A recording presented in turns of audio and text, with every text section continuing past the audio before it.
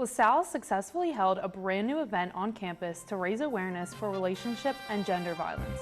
Hello, I'm Erin Holly. And I'm Ethan Farrow. The Wells Fargo Center is undergoing some major renovations. You're watching LTV News, where the action never stops.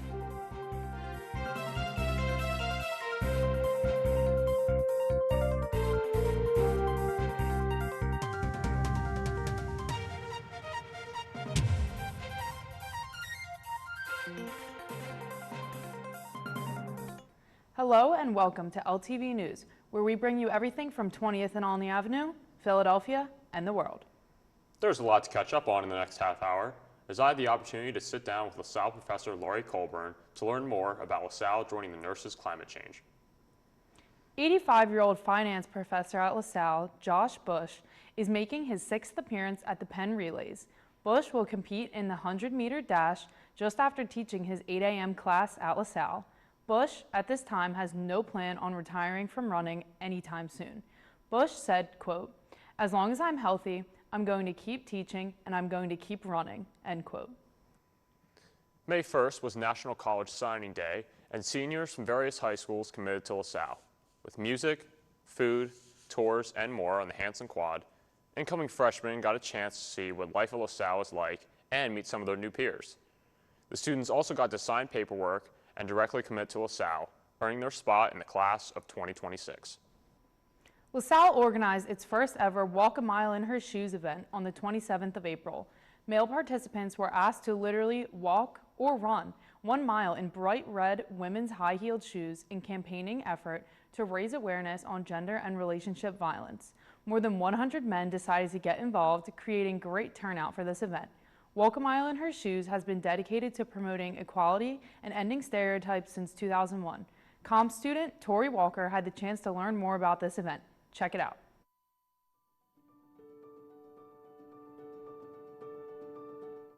So today we're doing the Walk a Mile in Her Shoes, which is dedicated to helping survivors of sexual and domestic violence. All proceeds are going towards a local organization called Rose's Journey in Philadelphia. So today, this is our biggest event over a series over this month. So the first event that we had was called Take Back the Night, which supported sexual assault and domestic abuse survivors. And then we had the Clothesline Project, where the LaSalle community was able to provide like words of affirmation and support to those survivors. And now it's Walk a Mile in Her Shoes. All women, every color. A group of young women that partnered with LaSalle Wellness came up with the idea to have students and faculty walk a mile in red high heels in a business building and back. We couldn't have asked for a more perfect day. The skies are beautiful, the rain has held off, and we've had at least 300 people kind of circulate through. So many men, faculty, staff, and students who walked and ran in heels. As a matter of fact, I just watched our provost walk down the drive in some red high heels. Our president, Dr. Allen, our new president, was here today. And so all in the name of raising awareness about gendered violence and having some fun while we're at it. It's really been a wonderful experience.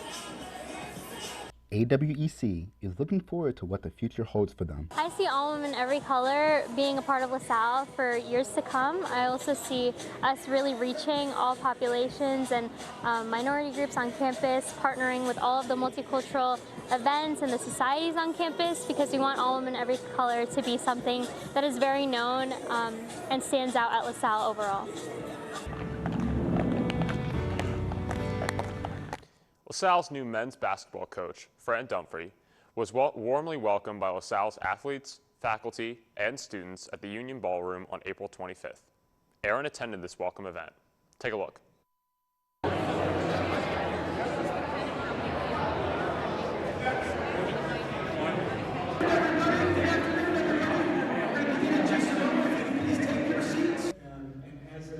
As a former college basketball player, I'm also aware of the rich history and legacy of basketball at LaSalle. Like I remember Lionel Simmons playing. I've read the stories about and have heard all about Tom Bowen. I know about the Big Five and games at the Palestra. As a player and as a college basketball fan myself, I understand that rich history here at the university. And it's for that reason that I'm so excited to be started my presidency with Fran Dunphy as the head men's basketball coach.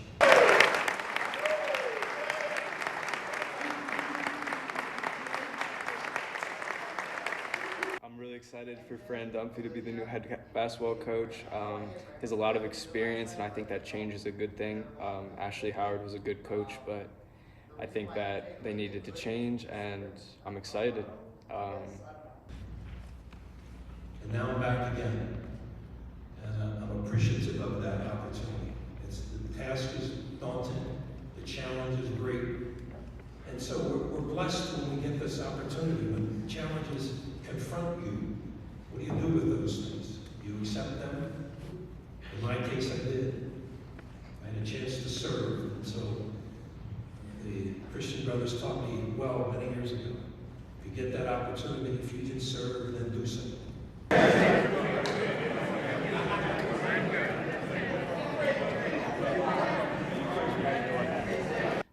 Man, I'm really excited. I feel like Lasalle definitely needed a new spark into the program, definitely. You know, I know Fran Dunphy, like I know he coached Temple, so I feel like that was that's how I really knew him, and he was a really good coach for Temple.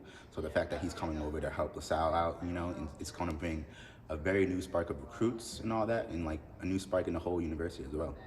Come to work every day. That's what we do. There's no sense of entitlement. We're going to work at it. How good we're going to do it, I don't know that. I don't know what the landscape of college basketball is going to be if we're standing here in 5 more years. I don't know what that landscape is going to look like. The game is changing. Life is changing. We've got to change around it. Check out Ethan's interview with Dr. Laurie Colborn about educating LaSalle students on the impact of climate change on human health. Hi, I'm Ethan Farrow, and today I'm talking with Dr. Laurie Colborn. She is an assistant professor and the leader behind the initiative for LaSalle School of Nursing and Health Sciences, joining the Nurses Climate Change. We will be discussing LaSalle School of Nursing and Health Sciences, joining the Nurses Climate Change, and how it will help encourage students to participate in care settings related to climate change. Thank you very much for joining me today. I appreciate it. Thank you, Ethan, for having me here. Yeah. So would you mind explaining a little bit the initiative behind this collaboration? So my colleague, Dr. Uribe, and myself, we actually both have a passion for environmental health, and we wanted to really start to expand upon that. So globally, we see the implications of climate change, but we often don't talk about what the health implications are of climate change. So our goal is to really get this knowledge out to our students, faculty, and staff over in the School of Nursing and Health Sciences. We want to talk a little bit more about those health implications, such as what does it mean when the temperature starts to rise in the city, when we start to have these extreme heat episodes, and we start to see people with pulmonary lung conditions or cardiac conditions.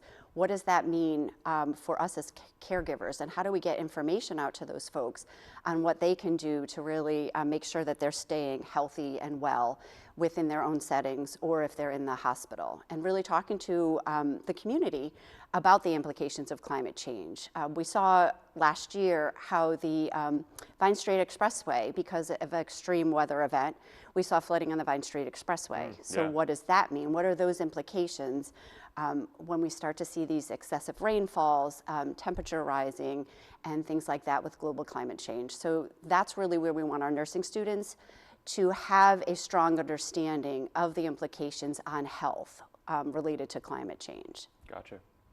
So how exactly does the School of Nursing and Health Sciences plan on benefiting from this collaboration? So as part of this collaboration with the Alliance for Nurses for Healthy Environment and Healthcare Without Harm, our School of Nursing will have access to a wide range of tools and lecture materials that can really expand upon some of the basic information that we've been sharing with our students in the public health nursing courses. But this will give us a wide variety of tools that are more in depth to really expand their knowledge as future caregivers to patients, clients, and the community at large. Gotcha. That's really great. So how do you think that this will impact the students' views on climate change, specifically here at LaSalle? So I think, again, it's going to give them a foot up as future caregivers to really understand what can I as a nurse or a future nurse do to really help patients understand what climate change is and really empower them from an educational perspective so they are prepared as we start to see more impacts of climate change. So they can work with clients who have asthma, for instance, and they can tell them if it's a really hot day out and there are a lot of triggers, that they then can, they should be staying inside, they should talk to their healthcare providers and get more information. We can help people to really understand environmental injustices and really focusing to give our nursing students, faculty and staff that knowledge to share again within the community at large, the issues that we're starting to see on a regular basis. We used to see these things happen once every 2 or 5 years, and now we're seeing them on a monthly basis. So having that knowledge and having them be prepared to educate and empower our clients, again, patients, and the community at large with this information and how people can really take over and maintain their best and be responsible for their own healthcare to some extent, and have that knowledge and be empowered is really going to be important for us and our students. That's really great. So one last question. What do you think students can do to sort of educate themselves more about climate change these days?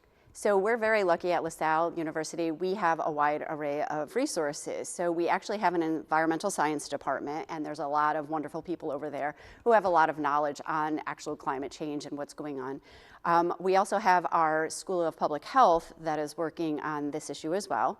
And additionally, there's a lot of resources both in our library. There's a lot of different resources as far as podcasts. There's a wonderful podcast called Climate One that students can listen to get educated.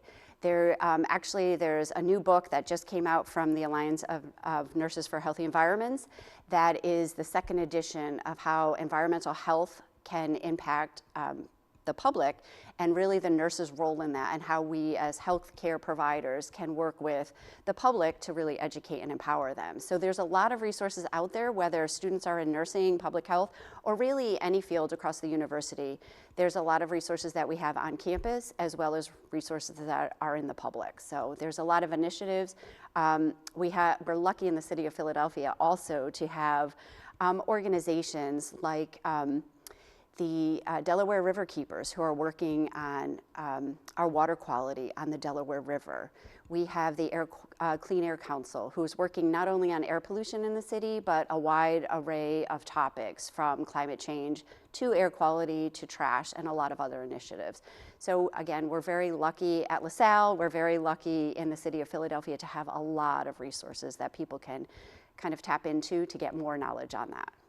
That's excellent. Well, thank you so much for your very detailed answers. I appreciate it. And yeah, thank you. Thank you for having me, Ethan. We really appreciate it. Thank you.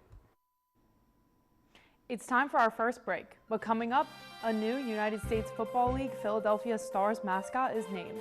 Stay tuned.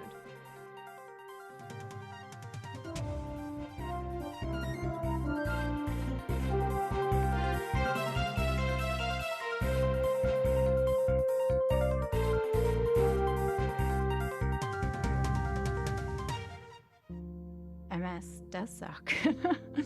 MS mucks with your central nervous system. Almost everything about your body, your muscles, your organs, your ability to speak, your ability to understand, your ability to move. MS took everything from me. Everything I thought was important, everything I valued. I used to jump in a trampoline and swim with the kids. MS has affected me being a mom because I'm sorry.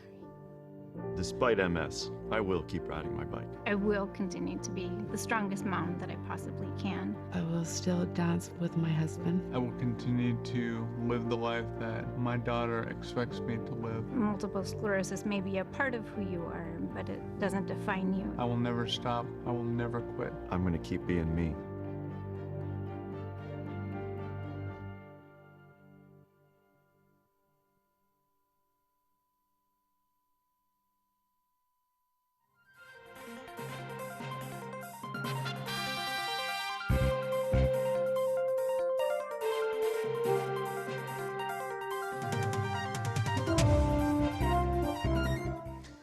New Jersey Transit Commuter is petitioning for a mask-only train car.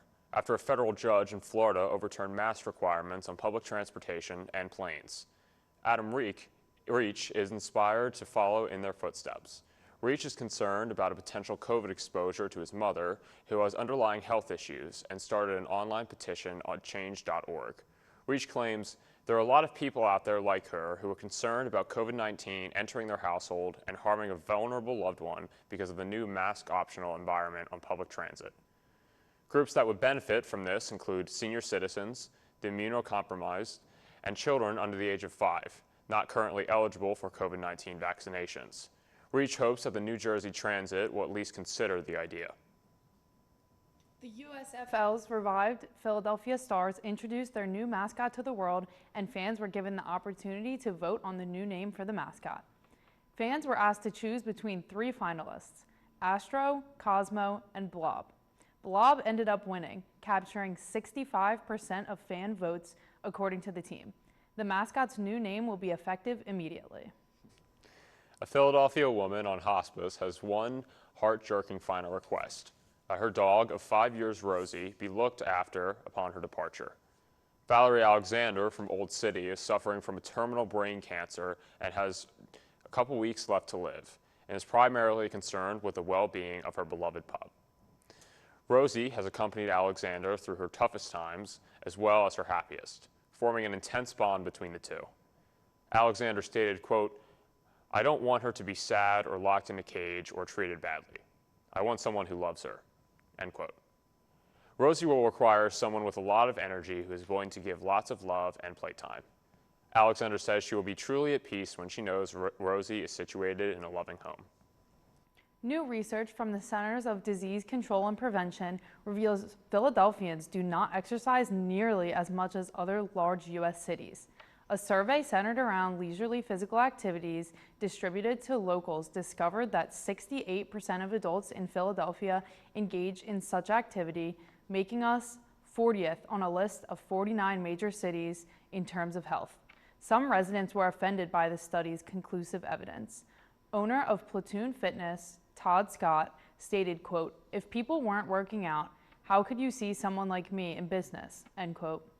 Others suggested their bodies are too old physically to work out, while some stated they simply do not have the time. Erin took a trip over to the unique healing center called Saltability Retreat in Skippack, PA. Let's see what makes Stability different than a regular spa. Important because we need our body to feel good to function in everyday society. We're located in the tiny village of Skippack, Pennsylvania. We have been in business for 5 years coming this September, and we've actually outgrown the building. We have utilized every space possible here, and we actually could use another building. So our vision here is to create an oasis, a one-of-a-kind oasis for our customers to help them with their healing, their mind, their body, and their soul. Saltability Retreat offers plenty of different healing services, from salt cave sessions to detox foot baths, and from sauna sessions to floating sessions, and many more. My favorite part of working here is the staff. Everybody is so lovely, and then also all of the clients I meet and help. It's just really wonderful to be able to help somebody, even though you're not in a healthcare setting. It's almost like you are, because they're coming here to feel good. All of our services are popular. We have people that just love the salt cave. That helps them with their allergies, their detoxification. We have people that come and float on a regular basis. That helps with their anxiety, PTS, inflammation. Our body treatments are super busy. Our staff also does meditation classes, yoga classes, and they just are amazing with our customers. Saltability is different because it's about feeling good, and it's not just for relaxation. We do encourage relaxation, but it's also about just healing your body through alternative methods of medicine instead of just going straight to the doctor. The Wells Fargo Center is undergoing a $50 million renovation to their club level. This renovation will add heated seats, exclusive shopping areas, 4 new bars, and life-size holograms. Valerie Camillo, president of business operations for the Philadelphia Flyers and the Wells Fargo Center, stated, quote, "When the doors open on a new season of events at Wells Fargo Center, we want our guests to be blown away by the transformation," end quote. The project should be completed by the summer of 2023. New Jersey will be joining several other East Coast states with a plastic bag ban starting May 4th. Governor Phil Murphy signed this ban into law in 2020, giving companies an 18-month grace period to prepare. They will also be the first state not to provide paper bagging, and all shoppers are encouraged to bring their own reusable bagging, as 2011 study found the production of paper bags to be more harmful than plastic. Popular gas station Chihuahua will be giving away thousands of free reusable bags the day of the mandate in an effort to help patrons adjust to this major change. So Ethan, we have a ton of news going on around the Philadelphia area. I think the coolest thing is these renovations to the Wells Fargo Center. What do you think about all that? I think that's incredible. I mean, heated seats, holograms, new shopping. I mean, like, if there's one thing that's definitely going to make me want to go back for even more Sixers games than I usually go to, it's going to be all that stuff. So I know. I can't even imagine holograms. Like, what is that going to be like? I can't wait to see what that looks like. It's going to be really cool. We are really living in the future here. And that's then right. We have the plastic bag ban in New Jersey. I'm glad I don't live in New Jersey, but I mean, it's good for the environment. Absolutely. Absolutely. We have one more break, but stay tuned for some news about the oldest dog in the world.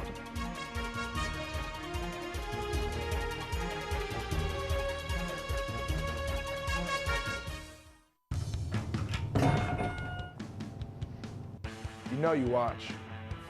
You shouldn't be watching this. You should be watching Lasalle TV. Hey, watch Lasalle TV. You know you watch.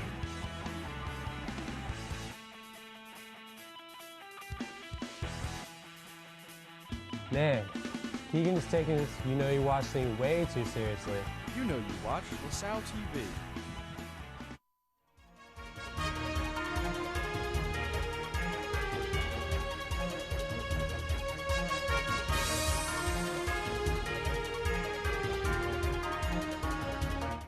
One dog in the Sunshine State of Florida is now an official Guinness World Record holder.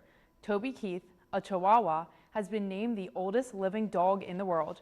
The 7-pound pooch is exactly 21 years old.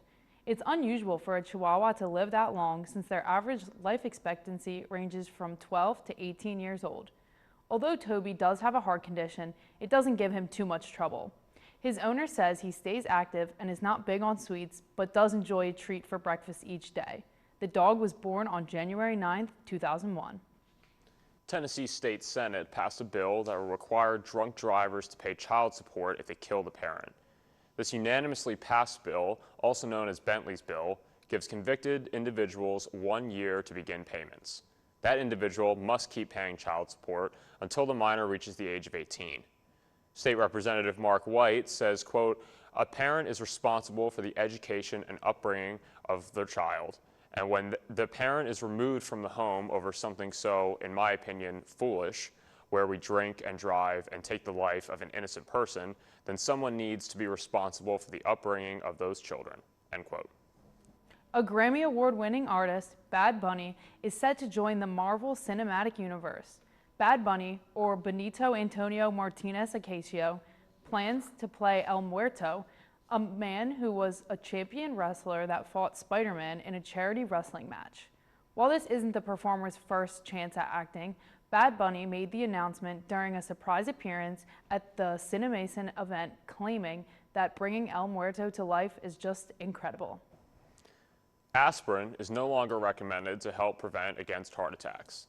People who are age 60 or older are advised not to take the medication for their first heart attack or stroke, as the chances of internal bleeding increase with age.